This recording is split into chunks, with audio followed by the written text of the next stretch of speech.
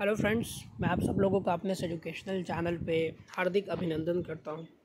Friends, जैसा कि आप सबको पता है, 28 सितंबर के दिन से आप लोगों का 70वीं बीपीएससी परीक्षा के लिए फॉर्म भरना आरंभ हो चुका है। लेकिन ये फॉर्म तो भरा जा रहा है, परंतु इसमें कई प्रकार की दुविधाएं विद्यार्थियों को झेलनी पड़ रही है।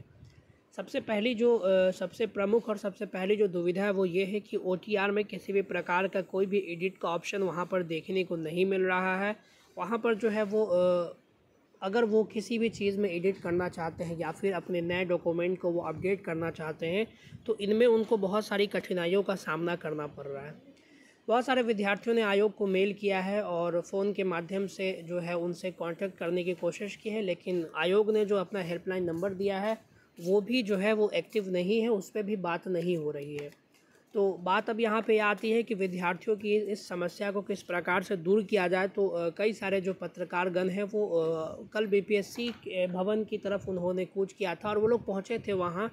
तो उन्होंने विद्यार्थियों की जो समस्या है वो आयोग तक जो है पहुँचाने की कोशिश की है।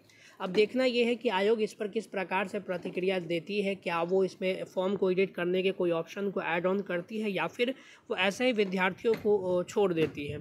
अब दूसरी चीज़ जो यहाँ पर निकल कर के आ रही है, जो कई सारे नोटिफिकेशन के माध्यम से और अखबारों के माध्यम से ये बातें बताई जा रही हैं कि इस बार जो 70वीं बीपीएससी परीक्षा है उसमें कई प्रकार के मेजर चेंजेस किए गए हैं, जिसमें सबसे बड़ा जो चेंज है वो ये है कि प्रश्न पत्रों का जो चेंज है वो यहाँ पर देखने को मिलेगा।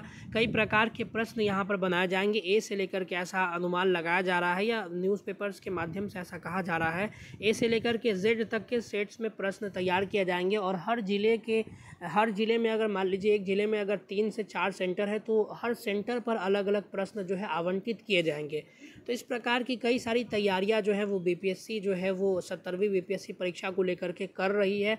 तो अब यहाँ पर बात ये निकल के आ रही है कि विद्यार्थीगण जो है ये डिमांड कर रहे हैं सबसे पहले कि फॉर्म भरने में चूँकि बहुत प्रकार की दुविधाओं का सामना करना पड़ रहा है, इसलिए फॉर्म की अंतिम तिथि जो कि 18 अक्टूबर निर्धारित की गई है पहले से, उसको पहले एक्सटेंड किया जाए। और चूँकि फॉर्म का डेट एक्सटेंड किया जाए, साथ ही साथ जो है वो परीक्षा की तिथि में भी जो है वो बदलाव किया जाए, उसके बदलाव पर भी विचार किया जाए। इसके 2-3 रीज़न है। सबसे पहला तो रीज़न ये है कि अभी जो है वो चूँकि एग्ज़ाम का पैटर्न एक मेजर चेंज यहाँ पर देखने को मिलेगा। बहुत सारी चीज़ें यहाँ पर ऐड ऑन की गई हैं और प्रश्न पत्रों का जो लेवल है वो भी शायद ऐसा कहा गया है समाचार पत्र के माध्यम से कि वो काफ़ी टफ रहने वाला है पिछले एग्ज़ाम के मुकाबले में।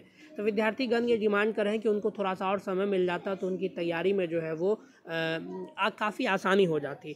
दूसरा जो यहाँ पर सबसे बड़ा मेजर कंसर्न निकल कर के आया है वो ये है कि बिहार में बाढ़ की स्थिति जो है पिछले कुछ दिनों से बहुत ज़्यादा विकराल होती जा रही है।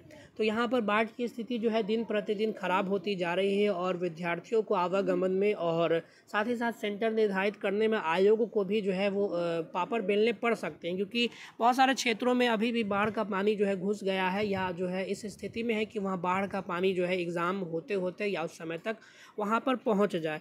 तो इससे बहुत सारी जो है वो कठिनाइयों का सामना करना पड़ सकता है आयोग को। तो अब देखना ये है कि आयोग इन सारे चीज़ों को कैसे शॉर्ट आउट करती है और इसको किस तरीके से सॉल्व करती है और क्या वो फॉर्म भरने की अंतिम तिथि और परीक्षा की तिथि में किसी भी प्रकार का कोई बदलाव करना चाहती है अथवा नहीं।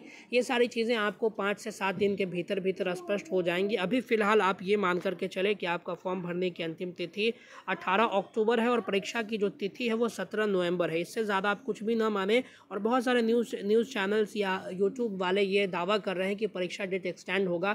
जब तक ऑफिशियल नोटिफिकेशन या और भी चीज़ें नहीं आ जाती हैं, आप इन चीज़ों को न माने और अपनी तैयारी का जो डेडलाइन है वो 17 नवंबर ही लेकर के चलें। अन्यथा अगर आयोग ऐसा कुछ भी चौंकाने वाला कदम उठाता है तो इससे आपको नुकसान उठाना पड़ सकता है। तो फ्रेंड्स, ये था एक छोटा सा वीडियो। अगर आप लोगों को पसंद आया तो इसे लाइक व अपने दोस्तों के साथ शेयर करना ना भूलें और इस तरह के इन्फॉर्मेटिव वीडियोज़ देखते रहने के लिए हमारे चैनल से जुड़े रहें। Thank you very much. मिलते हैं अगले वीडियोज़ में, तब तक के लिए धन्यवाद। God bless you all.